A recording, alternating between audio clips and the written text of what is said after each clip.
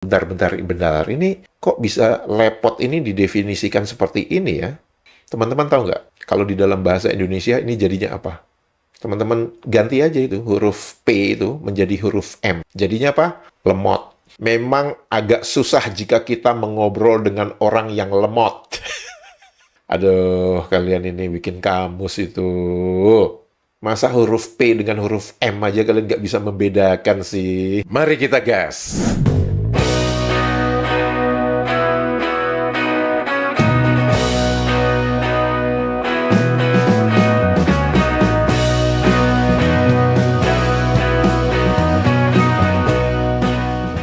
Halo, apa kabar semuanya teman-teman? Semoga kita semua dalam keadaan sehat walafiat. Amin ya robbal alamin. Selamat datang di kanal ini, kanal yang berbicara perbandingan kosakata menurut Kamus Besar Bahasa Indonesia dan Kamus Bahasa Indonesia versi Maledes. Semoga informasi ini bermanfaat untuk warganet Indonesia. Teman-teman, sebelum saya berbicara tentang 3 kosakata, saya akan membacakan beberapa komentar dari warganet Indonesia. Malah mu'alaf bertakrif Melayu setelah disunat anunya itu. Untuk level kesusastraan tinggi, menulis seperti itu, anunya itu sih sudah ngenyek keras. Ini puisi cukup vulgar, sarkas keras dalam bahasa puitis. Yang membingungkan itu profesor bahasa seperti si Awang menjadikan puisi itu sebagai rujukan propaganda Melayu Mahawangsa Semenanjung, yang padahal dengan vulgar mencela konsep Melayu Semenanjung itu sendiri. Jangan-jangan Profesor Awang ini sebenarnya nggak paham bahasa Melayu itu sendiri. Aneh apa gila? Kalau profesornya sedongo itu, jangan haraplah netizennya waras. Mereka nggak ngerti apa yang mereka omongin kok. Kesuksesan Molades yang paling signifikan itu adalah pembodohan sistematik terhadap warga mola-molanya. Top, juara, maha mola-mola.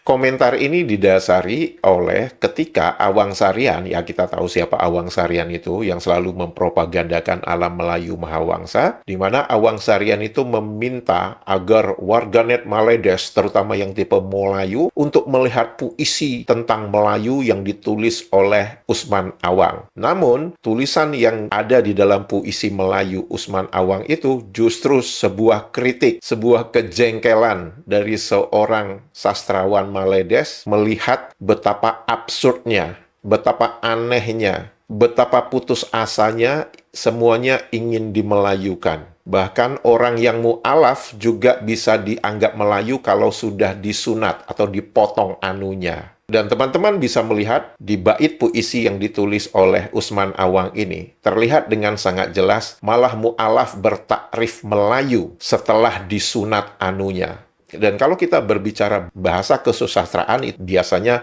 bahasa yang mempunyai keindahan, nilai estetika. Namun ketika sudah menuliskan dipotong anunya, itu sebenarnya yang seperti dituliskan oleh warganet Indonesia ini, itu sudah vulgar dan kasar banget. Dan sepengetahuan kita bersama, di Maledes itu nggak ada yang namanya Angkatan 45. Seperti kita tahu kalau di Indonesia ada yang namanya Angkatan 45, di mana gaya bahasanya itu berbeda dengan gaya bahasa misalkan Pujaga Baru. Mengapa? Karena itu adalah masa-masa perlawanan kita terhadap penjajah. Jadi kalau kita melihat tulisan yang dituliskan oleh Usman Awang, kalau sudah dipotong anunya itu sebenarnya udah bahasa yang melakukan perlawanan kepada apa yang didogmakan, yang dipropagandakan tentang Melayu itu sendiri di Maledes. Nah, tapi yang lucunya, puisi Melayu ini justru dijadikan rujukan oleh Awang Sarian untuk pendefinisian Melayu modern itu. Nggak percaya? Mari saya tunjukkan apa ucapan Awang Sarian ini. Tapi sekarang kita katakan bangsa Jawi tak merujuk lagi pada bangsa Jawa, tapi merujuk pada satu konsep cultural, konsep kebudayaan, konsep tamadun, yaitu yang merujuk pada Melayu Mahawangsa dan Melayu besar yang dalam zaman moden diungkapkan oleh Usman Awang dalam puisi.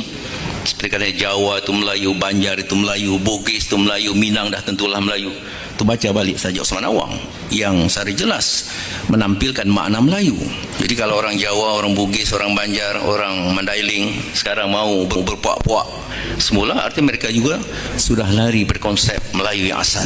Sudah dengarkan apa yang dikatakan Awang Sarian tadi? Menemukan kata tercicir di salah satu akun kaum Melayu Malaides. Berarti benar sekali inkonsistensi kaum Melayu IQ ikan mola-mola Malaides atas kekacauan antara penulisan dan ejaan Britishnya.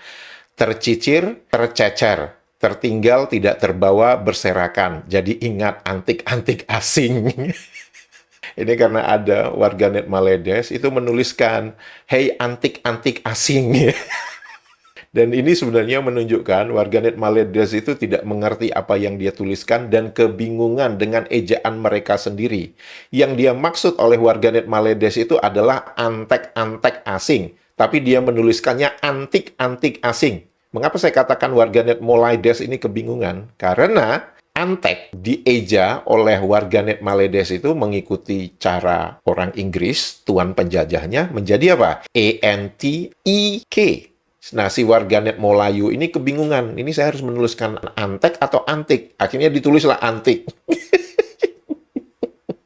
Secara etimologi, kosakata cecer itu merupakan turunan atau serapan langsung dari bahasa Jawa, yaitu cicir. Dalam bahasa Jawa, cicir berarti jatuh sedikit demi sedikit atau tertinggal di jalan karena wadahnya bocor atau kurang rapat. Secara fonetis, vokal I pada cicir sering berubah menjadi E pepet atau E taling saat diserap ke dalam bahasa Indonesia atau dialek Melayu Jakarta, Betawi, menjadi cecer atau bisa jadi cecer. Nah, cecer, menurut Kamus Besar Bahasa Indonesia itu adalah jatuh atau tumpah sedikit-sedikit. Dan ada bentuk tidak bakunya, yaitu cicir. Dan kemudian ada bentuk kedua, yaitu bentuk tidak baku dari cecar. Definisi berikutnya itu adalah berasal dari bahasa Manggarai, yaitu wadah besar untuk menyimpan hasil panen dibuat dari anyaman pering. Kemudian dari bahasa Batak, didefinisikan sebagai gerakan kaki ke samping dengan membuka dan menutup kaki sedikit demi sedikit secara berulang saat menari tortor. Terdapat kosakata turunan yaitu berceceran, berjatuhan sedikit-sedikit dan berhamburan di tanah. Kemudian ada juga ceceran yaitu hasil mencecerkan, cairan dan sebagainya dalam jumlah yang tidak besar yang mengalir atau keluar dari suatu wadah. Ceceran minyak dari truk yang terguling itu membuat jalanan menjadi licin. Itu contoh kalimatnya. Kemudian ada yang dinamakan kececeran, tercecer atau berceceran. Kemudian mencecerkan, menjatuhkan, menumpahkan sedikit-sedikit. Diberikan contoh kalimat, sewaktu mengangkat ia telah mencecerkan beras itu sedikit dari dalam goni. Kemudian definisi kedua mencecerkan adalah menaburkan biji benih ke suatu tempat. Kemudian ada tercecer, yaitu tertumpah berceceran, jatuh hilang dalam perjalanan. Bungkusan berisi pakaian suaminya tercecer dalam pengungsian. Kemudian yang ketiga, tertinggal jauh dari teman-temannya dan sebagainya, ketinggalan. Diberikan contoh, pada waktu itu ada sekelompok pengungsi wanita dan anak-anak yang tercecer. Apakah ada kosakata cecer di dalam Kamus Bahasa Indonesia versi Malaides? Ada dong. Dan di sana langsung mempunyai sinonim cecar. Hah? Cecar, menurut Kamus Bahasa Indonesia versi Malaides, itu adalah langsung mempunyai kosakata imbuhan mencecar, yaitu terus-menerus memukul, menanyai, dan lain-lain. Nah, di dalam Kamus Besar Bahasa Indonesia ada kosakata cecar dan juga mempunyai kosakata imbuhan mencecar, yaitu terus-menerus memukuli, menanyai, menembaki. Pendekar Betawi mencecar orang itu dengan pukulan-pukulan tangan kosong. Sama nggak definisi mencecar di Kamus Bahasa Indonesia versi Malaides dengan definisi mencecar di Kamus Besar Bahasa Indonesia? Sama. Nyontek nggak? Nyontek. Meniru nggak? Meniru. Lihat aja cara penulisan pendefinisian kosakata mencecar itu. Sama persis dengan apa yang tertulis di dalam Kamus Besar Bahasa Indonesia. Nah, disebabkan di dalam Kamus Bahasa Indonesia versi Malaides, kosakata cecer itu disinonimkan dengan cecar, mari kita lihat etimologi kosakata cecar itu sendiri. Cecar memiliki jalur etimologi yang sangat spesifik dalam bahasa Indonesia yang akarnya justru lebih dekat ke arah bahasa Jawa dan pengaruh Melayu rendah pasar di wilayah Nusantara, bukan dari bahasa Melayu standar yang digunakan di Malaides. Artinya apa? kosakata cecar ini bukan bahasa Melayu standar di Maledes. Secara linguistik, kata cecar berakar dari bahasa Jawa.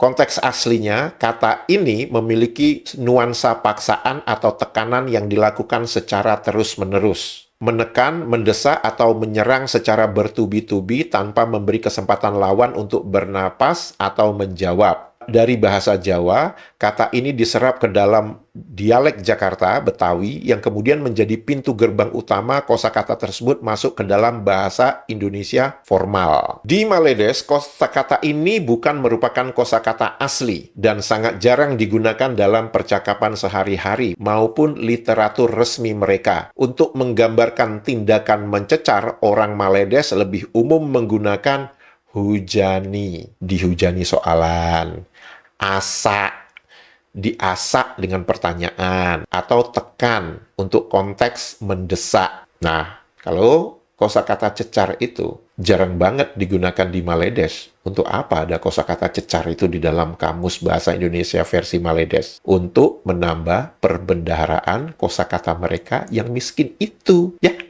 Nah, saya jadi penasaran ya, di Maledes kan cecer itu disinonimkan dengan cecar. Nah, kemudian di dalam bahasa Indonesia, cecer itu adalah jatuh atau tumpah sedikit-sedikit. Nah, saya penasaran, kan kita mengetahui ya, Kamus Bahasa Indonesia versi Maledes itu salah satu kamus rujukannya adalah Kamus R.J. Wilkinson. Kamus yang ditulis pada tahun 1908.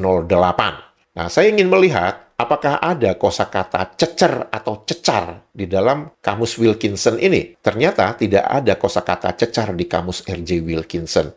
Yang ada itu adalah cecer. Dan kalau kita melihat definisi cecer di Kamus R.J. Wilkinson itu sama dengan definisi Kamus Besar Bahasa Indonesia. Artinya apa, teman-teman? Bahwa kosakata cecer di dalam Kamus Bahasa Indonesia versi Maledes, di mana itu disinonimkan dengan cecar, itu mengambil dari Kamus Umum Bahasa Indonesia yang dibuat oleh Bapak W.J.S. Purwadarminta. Satu. Yang kedua, artinya Kamus Bahasa Indonesia versi Maledes ini tidak mengambil kosakata cecer dari R.J. Wilkinson dengan maksud jatuh atau tumpah sedikit-sedikit. Mengapa?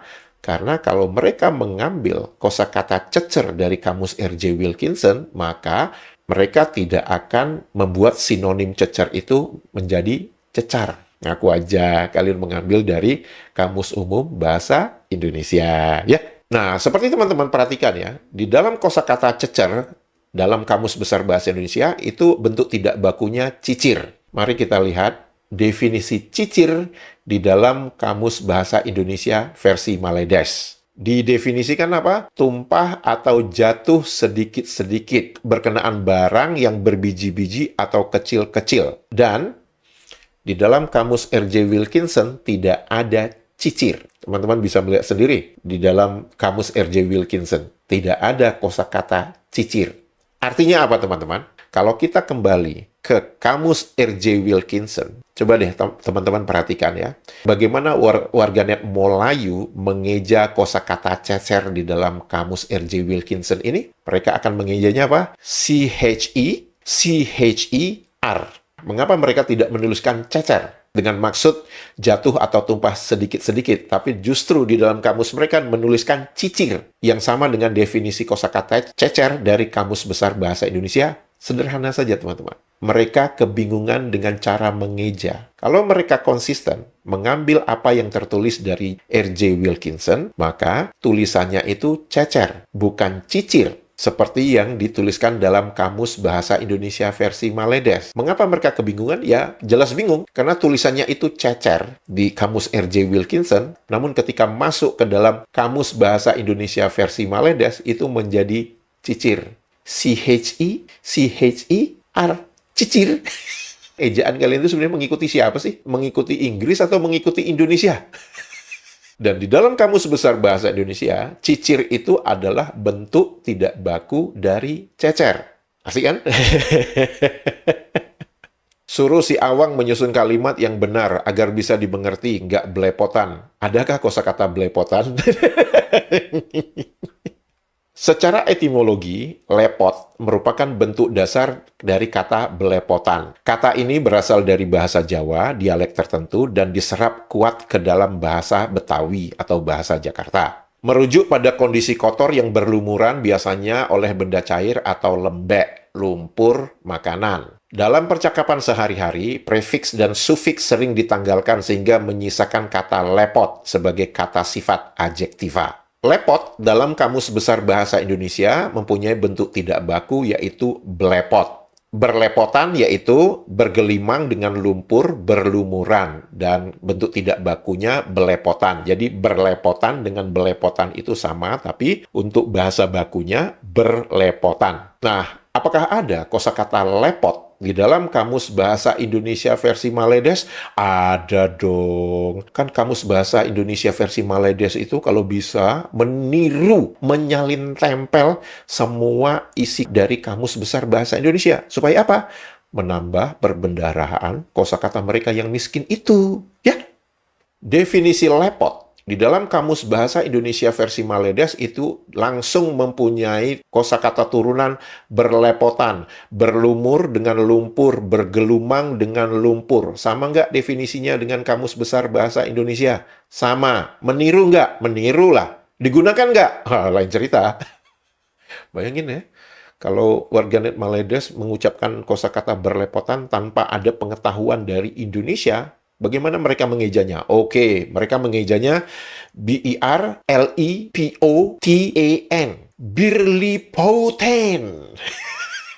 Namun karena mereka sudah mendapat pengetahuan dari Indonesia, maka mereka menyebutkan berlepotan. Belepotan. Kan mereka susah tuh menyebutkan huruf R. Apakah kosakata berlepotan ini digunakan di Maledes? Ya enggak lah. Kalau tidak digunakan, untuk apa kosakata berlepotan ini ada di dalam Kamus Bahasa Indonesia versi Maledes?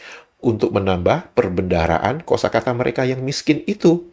Dan di sana ada juga melepoti, mengotori, mencemari. Sama nggak definisinya dengan Kamus Besar Bahasa Indonesia? Sama. Yang menarik teman-teman, kalau teman-teman perhatikan di Kamus Bahasa Indonesia versi Maledes, lepot itu ada dua definisi. Yang saya tunjukkan itu adalah definisi kedua. Ya, yang sama definisinya dengan Kamus Besar Bahasa Indonesia. Mari kita lihat apa definisi lepot pertama di dalam Kamus Bahasa Indonesia versi Maledes. Kurang cergas, lemah, lembab. Maksudnya kurang cergas itu kurang cepat, kurang seger gitu ya. Lemah, lembab itu ya slow banget loh gitu lah. Saya jadi heran, bentar, ini kok bisa lepot ini didefinisikan seperti ini ya? Teman-teman tahu nggak? Kalau di dalam bahasa Indonesia ini jadinya apa? Teman-teman ganti aja itu, huruf P itu menjadi huruf M. Jadinya apa? Lemot. Lemot, menurut Kamus Besar Bahasa Indonesia itu adalah lemah otak. Memang agak susah jika kita mengobrol dengan orang yang lemot. Definisi kedua, lambat. Virus dapat menyebabkan kinerja komputer menjadi lemot. Saya bisa katakan, 99% kosakata lemot di dalam Kamus Besar Bahasa Indonesia itu dituliskan lepot di dalam Kamus Bahasa Indonesia versi Maledes. Aduh, kalian ini bikin kamus itu. Masa huruf P dengan huruf M aja kalian nggak bisa membedakan sih? Dan kosakata lemot itu sendiri di dalam Kamus Bahasa Indonesia versi Maledes tidak ada. Saya yakin kosakata lepot di dalam Kamus Bahasa Indonesia versi Maledes ini sebenarnya itu yang dimaksud adalah lemot di dalam Kamus Besar Bahasa Indonesia. Ini murni kesalahan mereka yang menyusun Kamus Bahasa Indonesia versi Maledes yang tidak bisa membedakan huruf M dengan huruf P. Teman-teman, jika video ini informatif dan membuat hari-hari Anda menjadi riang gembira, jangan lupa jempolnya dan komentarnya. Untuk itu saya mengucapkan terima kasih, sehat walafiat selalu, menyala Indonesia, dadah! Dan saya juga sedang menghubungi beberapa teman. Kawan-kawan bersama rakan-rakan ni bersama teman-teman. Nampak sangatlah dia memang guna bahasa Indonesia. Banyak yang saya jumpa dalam kalangan awak ni. Apa? Kurang-kurang sikit tengok konten Indonesia tu. Menghubungi beberapa teman. kawan-kawan, bersama rakan-rakan, ni bersama teman-teman. Nampak sangatlah dia memang guna bahasa Indonesia.